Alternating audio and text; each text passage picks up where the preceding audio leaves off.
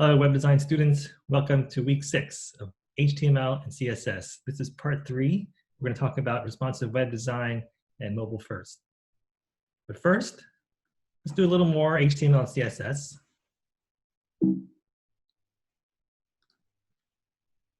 Let's talk about the meta tag. So this meta character set UTF-8 code establishes how the characters will be encoded on the web page. UTF-8 can handle multiple languages, so it's usually the one we go to. This goes in the head of your HTML to establish metadata for the web page.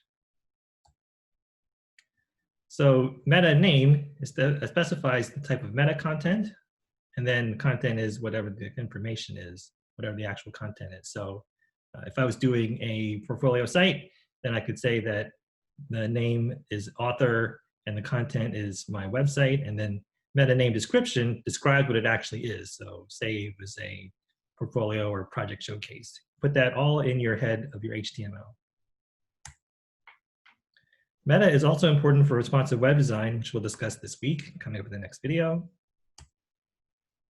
So just to review some HTML tags that we've been seeing so far and going to be using.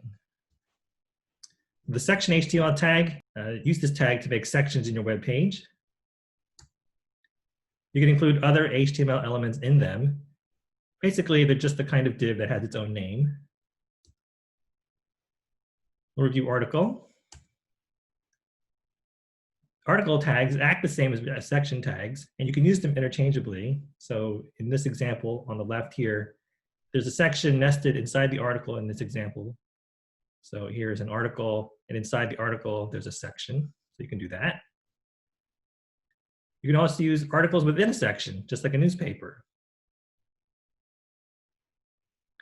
Header has nothing to do with soccer, but it's an optional HTML tag to contain introductory content or navigational aids. This header here has an H1 tag, a nav tag, some A tags inside that nav tag. It could also contain a logo, a search box, etc. So why would we use it? For our own organizational cleanliness. The header tag is like the masthead of a website. So like this picture, here is the header, say, of this little shop stand. If you use section tags, then it's strongly recommended to use a header tag for each of the sections. So if you think of a section like a supermarket aisle, and the sign would be the header. This is telling you what's inside this section tag. Or think of it as the header at the top of a section of a newspaper. Doesn't necessarily need to be rendered in the browser, but you can still use it. Good organization. In HTML5, you use headers inside all of your section tags or article tags. That's what they're there for. Footers. These are typically found at the bottom of a web page, of course. Commonly, they have text links to supplement the content above it, like terms of use and privacy policy. You would generally put those with the main navigation or even in the main part of the website, but you can always put them at the bottom so they're there. Sometimes you'll repeat links in the navigation, like the Kimmel Center website repeats all of these links that are in the main navigation. So you can find them there at the bottom. Often they'll have the social media links down here. It's common practice. They're not already at the top of the web page. And currently, this has now been 2 or 3 years, but large footers with lots of links is still in vogue. Websites with infinite scroll means that you won't see the footer at the bottom of the page without a lot of scrolling, even if there is one. So you've experienced infinite scroll websites before, even if you don't realize it. Examples of infinite scroll websites include most social media websites. So Facebook, Twitter, Instagram, you can scroll infinitely and not reach the bottom or the footer of the web page. Let's review block quotes. You can use this element to make pull quotes in your content. The browser will usually show this quote bigger compared to normal text around it. Now, in the example website we've been working with, it doesn't have to look like that, but that's okay. We can style it in CSS. So if you want to set something off, a special quote, use block quote. And you can use the site attribute inside the block quote tag to include a URL for the source of the quote or something like that. So you can tell the browser where things come from. Let's review span. Talked about span in the sync session last week. This is a good way to target small bits of inline HTML content. So something inline, like as part of a paragraph, not a block, like a few specific words in a paragraph. So we used it last week to turn one word in a bunch of other words orange, and the rest of the words stayed black. Spans are not quite big enough to word its own div or paragraph, but just big or important enough to apply some style to it. Anything inside the span tag can get a class or an ID. Then you can apply a specific style to it if you have more than one span. In our HTML, span is put around the ingredients so that we can make the text red. So that's one way you can use span.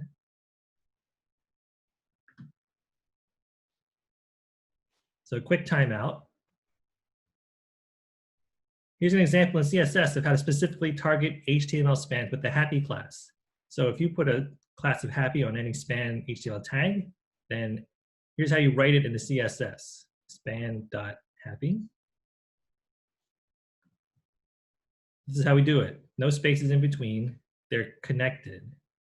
And in between, there's the dot. So just review, for all HTML spans with the class happy, the text color should be blue. That is to say, any text tagged with span and class happy gets blue color. So what? What does this all mean? This is the beauty of using class. So in your HTML and CSS, you can specify that spans with class happy get the color blue, and spans with class little get the color red. So if I had some HTML look like this, there's some text, and then span class little on this word little, and then end span. You keep going, and then down to happy, the word happy. This gets a span class happy.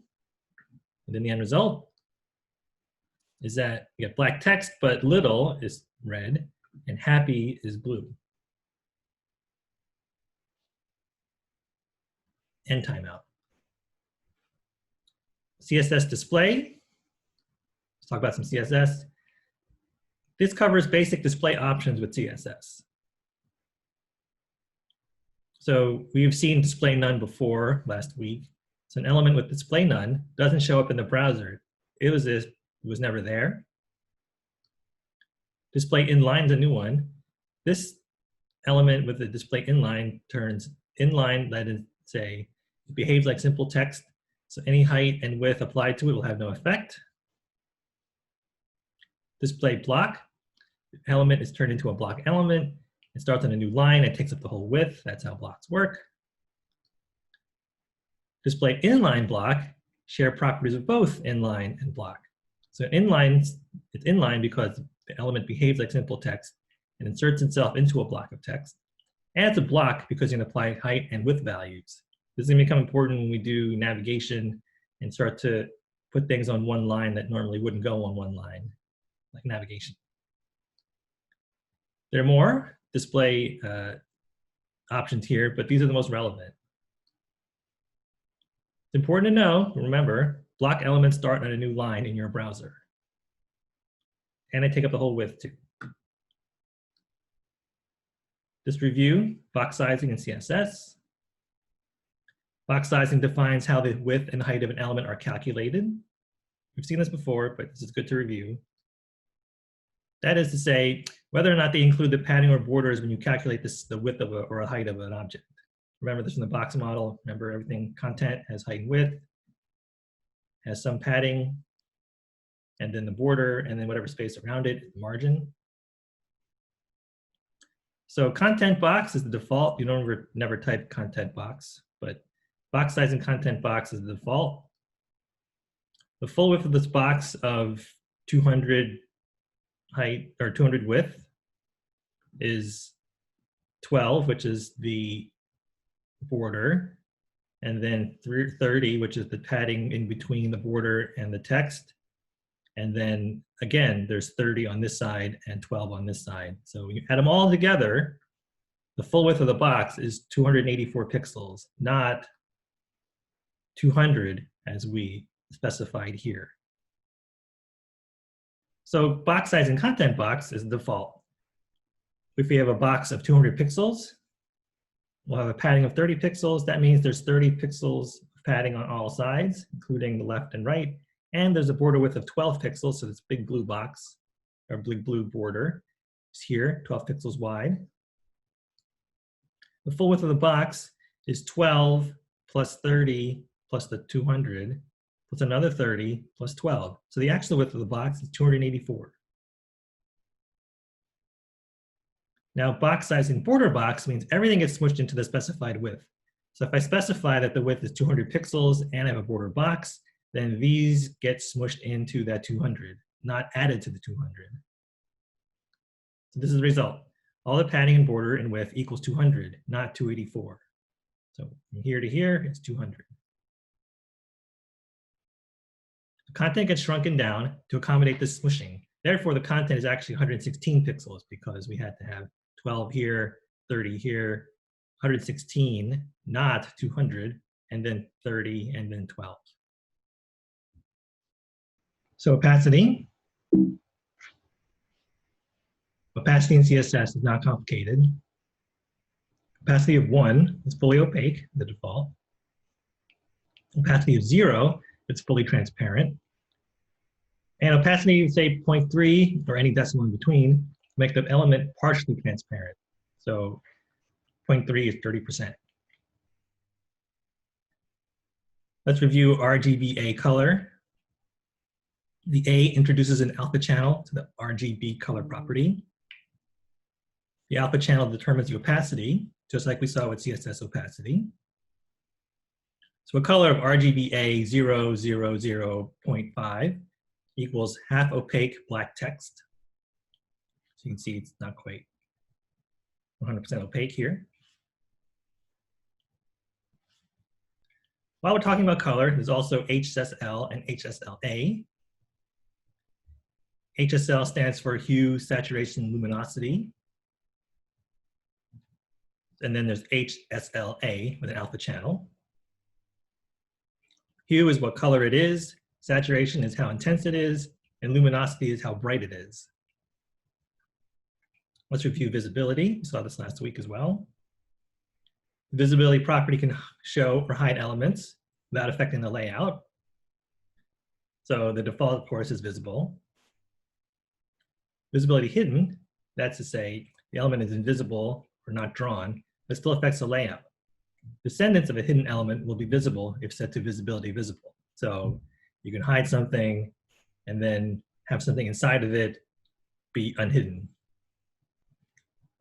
Visibility collapse is another option, but mostly only relevant for HTML tables. We may look at that next week. So what do we do with all of this stuff? This is all for your portfolio site. Pick up. This is all for your portfolio site. So we've gone through part 1, 2, and 3 this week. And then in the next 3 weeks, we'll have more code to do. But this all goes into your portfolio site. And for good measure, here's project 3. Both of these are on Canvas. There are links within each project assignment if you want to review.